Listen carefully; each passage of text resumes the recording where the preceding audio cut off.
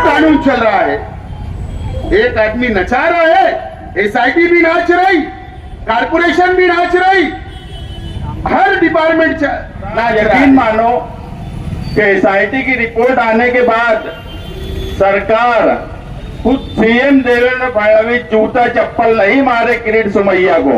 जब बोलना ये है कि शहर के एमएलए ने जो उनकी जिम्मेदारी थी उसको पूरा नहीं किया, और जब वो पूरा नहीं कर, उनकी नीयत भी नहीं थी पूरा करने की। डिफेंस कमेटी के तमाम जिम्मेदारान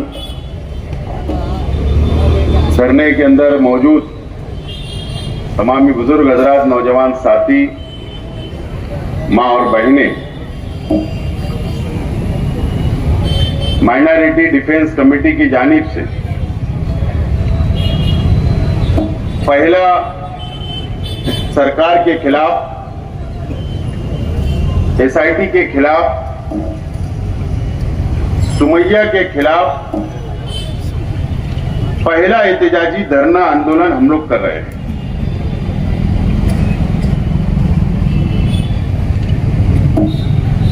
और सरकार को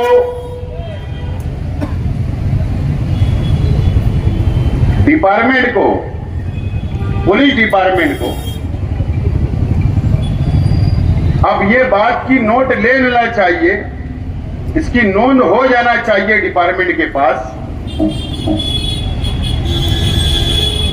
कि एक लिमिट होती है किसी भी समाज को दबाने की या अत्याचार करने की एक लिमिट होती है। मंदिर चर्च की आवाज की तरफ से, और ये पहला धरना इन लोगों ने गांव और मिल्लत के लिए, हिंदू मुसलमान तरीके से ये कुर्बानी दे रहे हैं। लिहाजा हम सरकार की ऑफिस के बाहर, एडिशनल कलेक्टर के बाहर हम लोग धरना दे रहे हैं, इनका बाजू बने। मेरे अजीज दोस्तों, ताकि सरकार को, एसआईटी को, सुमैया को ये बात का इल्म हो जाए, पता चल जाए कि अब डिफेंस कमेटी और मालेगांव शहर की हिंदू, मुस्लिम, सिख, ईसाई आवाम अब अगला स्टेप, अगला आंदोलन, अगर अत्याचार नहीं बंद किया गया, हमको इंसाफ नहीं मिला, तो हो सकता है कि नेशनल हाईवे नंबर 3 भी जाम हो जाए। आज हम पुलिस की विनती पर धरना हम लोग जल्दी खत्म कर रहे हैं, लेकिन अब ऐसा नहीं होगा, अब ऐसा बिल्कुल नहीं होगा। हम लोग रास्ते पर उतर चुके हैं। अगर हमारी माँ और बहनें अगर जेल में है, कई हमारे भाई लोग जेल में हैं,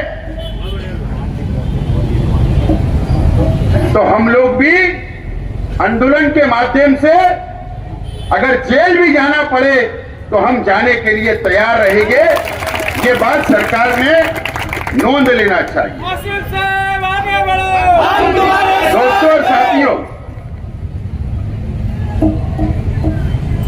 हम लोग बार बार बोल रहे हैं कि एक भी रोहिंग्या, एक भी बांग्लादेशी नहीं मिला अभी तक। 10 तारीख को एसआईटी की मुद्दत खत्म हो गई। एसआईटी जो टीम बनी, उनको अपना अहवाल, अपनी रिपोर्ट सरकार को पेश करनी थी, लेकिन उसमें 1 महीने की मुद्दत बढ़ाकर एसआईटी की टीम ने मांगी। इंक्वायरी मुकम्मल नहीं हुई। ठीक है, वो आप अपना काम करें, लेकिन एक भी रोहिंग्या, बांग्लादेशी नहीं मिला। आज जहां पर धरना आंदोलन हो रहा है, हमारे पड़ोस के अंदर कोर्ट है। मैं आभार मानता हूं, मैं शुक्रिया अदा करता हूं बार काउंसिल का, जो वकला यहां पर आए उन्होंने हमको हिमायत दी, मैं बहुत बहुत उनका शुक्रिया अदा करता हूं। लेकिन बात यह समझ में नहीं आ रही कि एक सरकारी वकील जो सरकार की पगार पर सरकार की फीस लेता है और वो वकील यहां पर मालेगांव को पाकिस्तान बताने की कोशिश करता, बांग्लादेश बताने की कोशिश करता, नेशनल सिक्योरिटी का मसला पेश करता और हमारी कोर्ट न्यायालय से मैं अदर हाथ जोड़ के विनती करता हूं,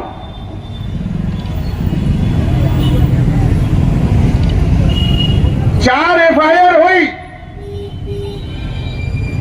4 एफआईआर में जो भी रिमांड रिपोर्ट कोर्ट के सामने आई, जो भी चार्जशीट दाखिल हुई, उसमें कहीं तो यह जिक्र है ही नहीं कि एक रोहिंग्या मिला, एक बांग्लादेशी, एक पाकिस्तानी। ये शहर को बदनाम करने के लिए, मुसलमानों को टारगेट करने के लिए, जिसके ऊपर हमको विश्वास और भरोसा है, संविधान पर, कोर्ट पर, न्यायालय पर, उसको मिसगाइड करने का काम एक वकील करता है। मैं हाथ जोड़कर कोर्ट से मैं प्रार्थना करता हूं कि मेरिट के ऊपर, सबूत के बिना के ऊपर फैसला होना चाहिए। मैं बार काउंसिल से भी रिक्वेस्ट करता हूं कि आप कभी इलेक्शन होता लोकतंत्र के तरीके से, जमहूरी तरीके से, आप भी सेशन कोर्ट के जज से मिलिए और उनको भी पत्र दीजिए कि मेरिट के ऊपर सुनवाई होना चाहिए। एक आदमी बोलता है पूरा शहर बदनाम होता है, एक बेवकूफ बंबई से आ जाता, अरे माजी खासदार है, इतना अगर लड़ने का शौक है ना इस महाराष्ट्रियन लोगों से, ये खमन और फाफड़ा खा के नहीं जीते।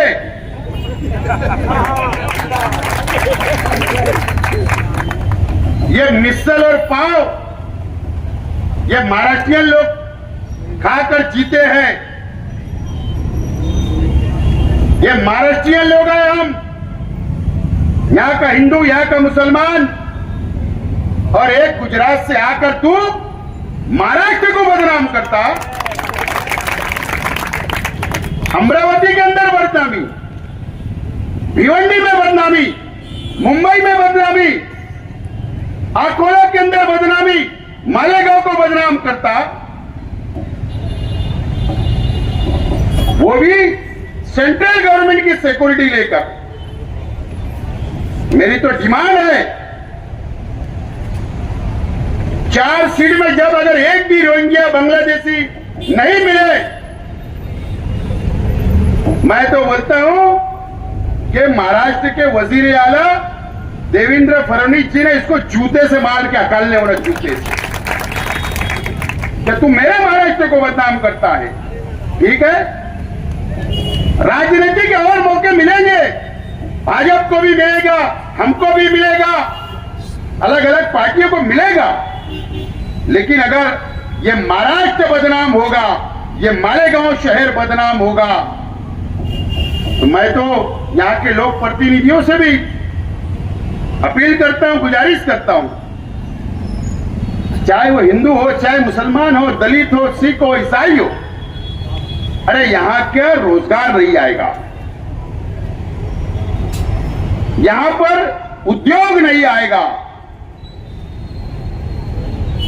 यहां के नाते गोते, रिश्ते नाते, अरे वो नहीं आएंगे। ये तो समझना चाहिए। खैर अभी मौका नहीं है एमएलए और एमपी को क्या बोलना, जबान तो बहुत गुजारी, लेकिन सच्चे ने पूरी कसर निकाल ली है, तो आज मैं माफ कर देता हूं। लेकिन मैं जरूर बोलता हूं कि ये शख्स जब आवाज उठी, जब आप लोग टोचे, हम लोगों ने मिलकर के आवाज नहीं उठाई, अब वो बैठ कर कम से कम 1 मिनट भी तो बोल लेंगे। देखो मैंने बोला, फिर अंधभक्त वो चलाएंगे। शर्म आना चाहिए। माँ बहनें अंदर है, कौम की बेटियां माए अंदर है, एक आदमी खामोश बैठा है। क्या तरीका है, मैं तो समझ के बाहर है ये शहर से। खैर बहरहाल ये शहर समझेगा, उम्मीद है। लेकिन मैं प्रशासन से गुजारिश करता हूं कि दबाव में मत आओ।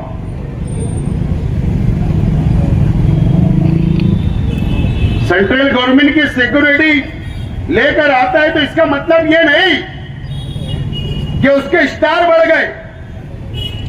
सेंट्रल गवर्नमेंट की सिक्योरिटी, मुंबई के अंदर शिवसेना वालों ने इसके ऊपर, इसकी गाड़ी के ऊपर पत्थर बरसाए थे, इसके लिए सिक्योरिटी मिली, मालूम है हमको। हम तो ये शहर का अमन अमान बरकरार रखना चाहते, अमन अमान रखना चाहते, न डिपार्टमेंट ने दबाव में आना। एक तो अजीब बात हुई है कारपोरेशन की, हेल्थ ऑफिसर ने खुद जाकर एक एफआईआर कर दी अपने कर्मचारियों के खिलाफ। 2 कर्मचारी जेल में, 3 कर्मचारी जेल में। असल में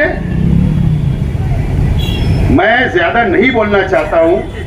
कमिश्नर साहब, हेल्थ ऑफिसर, अगर मालेगांव महानगर पालिका के कर्मचारियों के बाजू में तुम नहीं खड़े रहे, अगर तुमने उनका साथ नहीं दिया, और इसके बाद अगर एक भी कर्मचारी जेल में गया, तो यह धरना आज एडिशनल कलेक्टर के ऑफिस में दिया जा रहा, कल कारपोरेशन के बाहर दिया जाएगा। वो हमारे शहर के लोग हैं, हमारे अपने लोग हैं। लेकिन जो एफआईआर भी आपने की ना, फिर मैं सब निकालूंगा कि किसके रिश्ते नाते कहां से जुड़ रहे, कौन किसको अंदर से मदद कर रहा, ये सब निकालूंगा, याद रखना। नहीं बोले तो उसका फायदा उठा रहे हो क्या? कर्मचारियों को हक नहीं आंदोलन करने का, लेकिन वो हमारे शहर का वोटर है, हमको तो हक है, हम कारपोरेशन में घुस के आंदोलन करेंगे, याद रखना ये बात। अगर कमिश्नर और हेल्थ ऑफिसर ने अगर ये सब धंधे बंद नहीं करे तो, अगर हेल्थ ऑफिसर को कंप्लेन करना था तो तहसीलदार कार्यालय के खिलाफ करना था, तहसीलदार के खिलाफ करना था, लेकिन ऐसा नहीं हुआ। अजीब कानून चल रहा है। एक आदमी नचा रहा है, एसआईटी भी नाच रही, कारपोरेशन भी नाच रही, हर डिपार्टमेंट नाच रहा है। तो ये सारी चीजें हमको दिख रही है, समझ रही है, लेकिन अब बर्दाश्त, अब हद एक होती है, अब वो खत्म हो गया, अब वो खत्म हो गया। अब हम तो कानून का पालन करने वाले लोग, संविधान को मानने वाले हैं, डिपार्टमेंट की विनती का मान रखने वाले हैं, अमन अमान रखने वाले हैं। अगर कल हम घर बैठ गए, अगर हमने शहर की मदद नहीं करते, अगर शहर रोड पर आता तो कौन क्या करता? ये डिपार्टमेंट ने सोचना चाहिए। कब तक किरीट सुमैया, किरीट सुमैया, किरीट सुमैया, कब तक? बहरहाल आप हद खत्म हो गई। उम्मीद है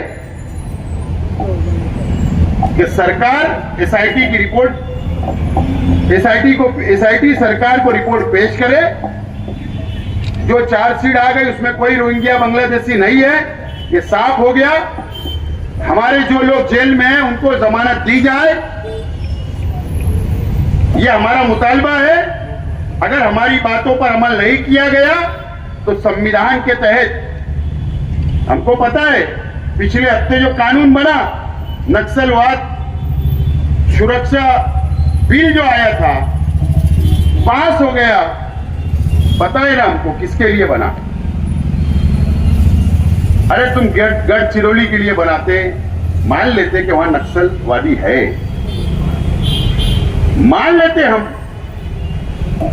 पूरे महाराष्ट्र के अंदर जैसे हम जो एहतिजाज कर रहे हैं ना, अगर डिपार्टमेंट को लगा तो हमको भी जेल में डाल देंगे। सरकार के खिलाफ बात की गई, देश के खिलाफ बात की गई, संविधान के खिलाफ बात की गई।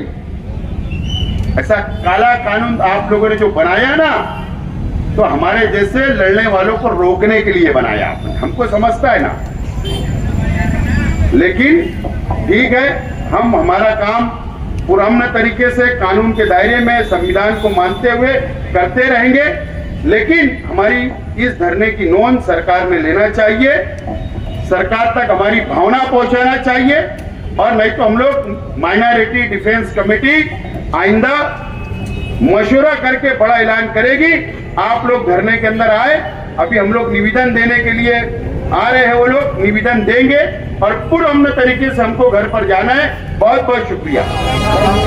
माइनॉरिटी डिफेंस कमेटी के जिम्मेदारान, मालेगांव शहर से कई तंजीमों के जिम्मेदारान, मेरी माएँ बहनें और बड़ी तादाद में धरने पर बैठे हुए नौजवान, बुजुर्ग और जो आसपास भी हैं पीछे, वो भी धरने के पंडाल में ही आ जाएं। अब धरना आखिरी मरहले में है। हम 6 महीने से देख रहे हैं, अभी एक पुतला था जिसको कुछ लोग लेकर आए और उस पर चप्पल और जूते मारे गए। मुझे नहीं लगता कि उसकी कोई जरूरत थी यहाँ पर। उसकी वजह ये है कि 6 महीना SIT को हो गया। आज जो हमारी कई डिमांड में जो एडिशनल कलेक्टर को हम निवेदन देने वाले हैं, उसमें SIT की रिपोर्ट शाये की जाए, अवाम के सामने लाई जाए, ये पहली डिमांड है। और आप यकीन मानो कि SIT की रिपोर्ट आने के बाद सरकार, खुद CM देवेंद्र फडणवीस जूता चप्पल नहीं मारे किरीट सोमैया को। जब बोलना आप कि 6 महीने से जो आदमी बांग्लादेशी, रोहिंग्या 3000, 4000 और तफ्तीश के बाद जब एक आदमी भी नहीं मिलेगा तो जूता बाजारी तो उसकी होने ही वाली है, तो अपने क्यों करना? और किरीट सोमैया जो कराई छकाए वो सरकार करेंगी, आमदार का काय कराई था जिनकी जिम्मेदारी थी। आज हालात ऐसे हो गए कि एक फर्द को 4-4, 5-5 नोटिस आ रही है अलग अलग डिपार्टमेंट से, कभी SIT से, कभी छावनी पुलिस स्टेशन से, कभी कैंप पुलिस स्टेशन से फोन आता है, कभी कारपोरेशन से फोन आता है, कभी प्रभाग ऑफिस से फोन आता है। ऐसी इंक्वायरी जिसके कागज भी पूरे मुकम्मल दुरुस्त हैं, 5-5, 6-6 जगह से इंक्वायरी। फिर उस हिस्से का जो पुलिस स्टेशन है वहां से पुलिस उसके घर आ जाती है। कितने बच्चे हैं उनके पेपर दो, भाई कितने हैं उनके पेपर दो, माँ बाप है तो उनके दो, नहीं है तो डेथ सर्टिफिकेट दो। जहनी तनाव में लोग आ गए हैं, पूरा घर जहनी तनाव में आ गया है। इसका जिम्मेदार कौन है? मेरी पुलिस डिपार्टमेंट से भी ये बोलना है कि आप SIT में एक इंक्वायरी कर रहे हो, आप सारे कागज पत्र जितने आप डॉक्यूमेंट मांगते हो वो लेकर जाकर वहां से देते हैं। उसके बाद अलग अलग हिस्से से उसी आदमी को, उसी औरत को बार बार पेपर मंगवाना, बार बार उसको जहनी तनाव में रखना, ये मुनासिब बात नहीं है। SIT में सबके पेपर लगभग जमा हो गए। अगर किसी पुलिस स्टेशन को लगता है तो वहां से ले ले। सब कुछ दुरुस्त होने के बाद इस तरह की परेशानी में शहरियान को मुब्तला किया जा रहा है। असेंबली हाउस चल रहा है, कुछ लोग ये समझ रहे थे कि असेंबली में वो नहीं बोलेंगे तो इसका हल नहीं निकलेगा क्या। जब असेंबली या पार्लियामेंट में बोलने वाले लोग जिनको आवाम भेजती है, जब वो वहां अपनी नुमाइंदगी नहीं करते तो फिर आवाम को सड़क पर बैठकर नुमाइंदगी करने का भी हक हासिल है। और हम वही कर रहे हैं कि सड़क पर आए हैं, इससे ज्यादा शिद्दत से एहतजाज करने की तरफ जाएंगे अगर आज हमारा दिया हुआ निवेदन पर अमल नहीं हुआ। और इसी तरीके से सरकार, पुलिस डिपार्टमेंट, कारपोरेशन, तहसील ऑफिस लोगों को परेशान करती रही तो इससे सख्त एहतजाज की तरफ माइनॉरिटी डिफेंस कमेटी जाएंगी। अगर ऐवान में आवाज नहीं उठ रही है तो सड़क पर आवाज जरूर उठेंगी और पूरे शहर को लेकर सड़क पर आवाज उठेंगी। इसके बाद माइनॉरिटी डिफेंस कमेटी मीटिंग बुलाएंगी, आगे किस तरह से एहतजाज करना है, किस शिद्दत से एहतजाज करना है, उस पर बातचीत की जाएंगी। हम आप लोगों को एक बात का यकीन दिलाते हैं कि कानूनी तौर पर सामने ही है कोर्ट, वहां भी हमारी लड़ाई चल रही है। इस हफ्ते में लगभग जो लोग बंद है सारे लोगों का आर्गुमेंट कंप्लीट हो जाएगा। कोर्ट का जो भी फैसला होगा हमें पूरी उम्मीद है कि अब बेल हो जाएंगी, क्योंकि जेल में अव्वल दिन जो खातून गिरफ्तार हुई यहाँ पे उनके बच्चे भी बैठे हुए हैं। उनको देखकर हम लोगों को अच्छा नहीं लगता जब वो आते हैं हमसे पूछते हैं कि क्या हुआ। हम वकील को बोलते हैं लेकिन कानून कायदा जिस तरीके से पेचीदा बना दिया गया, मामूली गलतियों को जिस तरीके से पेचीदा बना दिया गया, आज तमाम ही लोग जेल में बंद हैं। पुलिस डिपार्टमेंट भी जो औरतें जेल में बंद है उनके ताल्लुक से नरम रवैया अपनाए। चार्जशीट आपकी फाइल हो चुकी, एसआईटी का वक्त पूरा हो चुका। उन लोगों ने क्या गलती की? क्या नजमा बानो बांग्लादेशी है? क्या सबाना बानो बांग्लादेशी है? अगर नहीं है तो क्यों उनको 6 महीने से जेल में रखा गया है? हर चीज का हिसाब होगा। अगर दबाव में काम किया जाएगा तो उसका भी हिसाब देना पड़ेगा।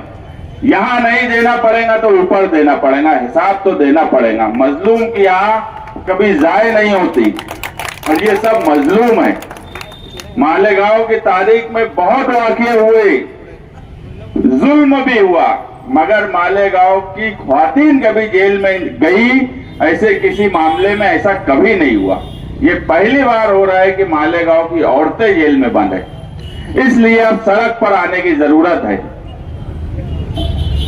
मामूली सी बातें, अभी एक नोटिस किला पुलिस स्टेशन ने एक इंक्वायरी कारपोरेशन को दी कि जिन लोगों ने एप्लीकेशन दिया तहसील ऑफिस में तो उनके शौहर के नाम से आदेश हुआ, तो जन्म जिस नाम से आदेश हुआ उस नाम से जन्म दाखिला क्यों नहीं बनाया गया?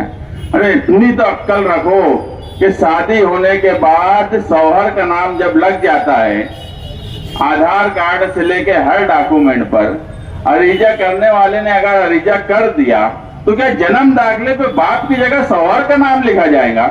इतनी अक्ल और दिमाग, लॉजिक तो डिपार्टमेंट को भी होना चाहिए। सिर्फ परेशान करना, कोई भी बात कहीं से भी उठाना और उसके अंदर शामिल करना, इंक्वायरी करना, इंक्वायरी पे इंक्वायरी, इंक्वायरी पे इंक्वायरी, इतनी इंक्वायरी अगर किरीट सोमैया के नीलम नगर मुलुंड में की जाती तो मैं यकीन से बोलता हूं कोई ना कोई बांग्लादेशी जरूर निकल जाता। सरकार अपना वक्त जाय कर रही है, पुलिस डिपार्टमेंट को परेशान कर रही है, उनका वक्त जाय कर रही है। आज 6-7 महीने से इतनी मैन पावर लगा दी गई है इंक्वायरी के लिए और सबको ये बात समझ रही है, क्या कारपोरेशन के अधिकारी, क्या तहसील के अधिकारी, क्या पुलिस डिपार्टमेंट के आला अधिकारी से लेकर नीचे तक काम करने वाले लोग, सबको समझ रहा है कि वक्त जाय किया जा रहा है। मेन फोर्स का इस्तेमाल ऐसी जगह किया जा रहा है जहां से कुछ हासिल होने वाला नहीं है, लेकिन सिर्फ और सिर्फ बदला लेने के लिए। उन्हें भी पता है कि जिनको इन्होंने एमपी बनाया, जिनको इन्होंने एमएलए बनाया, ये कुछ करने वाले नहीं हैं। मगर उनको ये नहीं पता था कि जो हार गए वही कमेटी बना के खड़े हो जाएंगे, ये इल्म नहीं था। और यही वजह है कि जिस तरह से वो डराना चाहते थे उस तरह से डर और खौफ नहीं रहा। और ऐसे भी मालेगांव के लोग कभी डर सकते हैं, हो ही नहीं सकता। मालेगांव शहर के लोग, क्या ख्वातीन क्या मर्द, ये तो वक्ती तकलीफ है। हम भी यही चाह रहे हैं कि एसआईटी की रिपोर्ट तो आ जाए एक बार। मैं तो बोला ना, जूता बाजारी तो किरीट सुमैया की होने वाली है, मगर रिपोर्ट के बाद हम क्या करेंगे वो हम आगे बताएंगे। माइनॉरिटी डिफेंस कमेटी यही चाहती है कि रिपोर्ट जल्द से जल्द आए। जिस तरह से एक ही फर्द को बार बार नोटिस दी जा रही है उसका सिलसिला बंद किया जाए। एसआईटी में जिन्होंने अपनी इंफॉर्मेशन दे दी, आप उनके कागज पत्तर देखिए। मामूली मामूली गलतियों को आप बड़ी सजा की तरफ उनको मत लेकर जाइए। सरकारी वकील अगर स्पेशल आए हैं तो वो सरकारी वकील रहे, सियासी वकील ना बने। उन पे तंबी की जाए।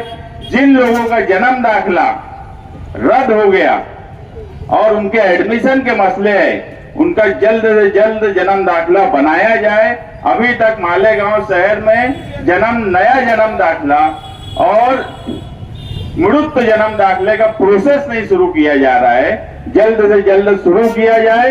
यही सब मेमोरेंडम देने के लिए हम यहाँ जमा हुए हैं। अभी माइनॉरिटी डिफेंस कमेटी के कन्वीनर आसिफ शेख साहब आपके सामने बात रखेंगे, उसके बाद हम निवेदन देके आगे का क्या ऐलान है वो हम बताएंगे। शुक्रिया। माइनॉरिटी डिफेंस कमेटी के जिम्मेदारान और आप तमाम साथियों, आज माइनॉरिटी डिफेंस कमेटी का इंसाफ के लिए किया जाने वाला धरना, सबसे पहली बात यह कि माइनॉरिटी डिफेंस कमेटी का कयाम मालेगांव शहर पे अक़लियत पर जुल्म करने के लिए, निशाना बनाने के लिए, जब महाराष्ट्र भर से आवाजें उठने लगी कि यहाँ बांग्लादेशी और रोहिंग्याई लोग रहते हैं, उसके बाद मालेगांव शहर के नुमाइंदे का खामोश रहना और शहर की आवाम का परेशान होना, इस बेचैनी को देखते हुए माइनॉरिटी डिफेंस कमेटी का इनेकार हुआ।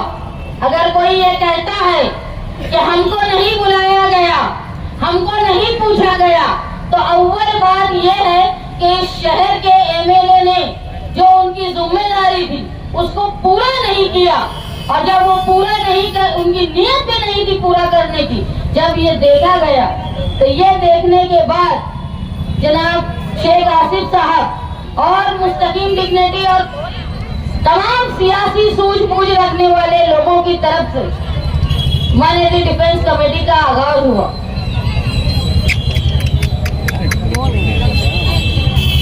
मालेगांव शहर मुसलसल अक़लियत की आबादी की ज्यादा होने की वजह से यहाँ पर निशाने का शिकार हो रहा।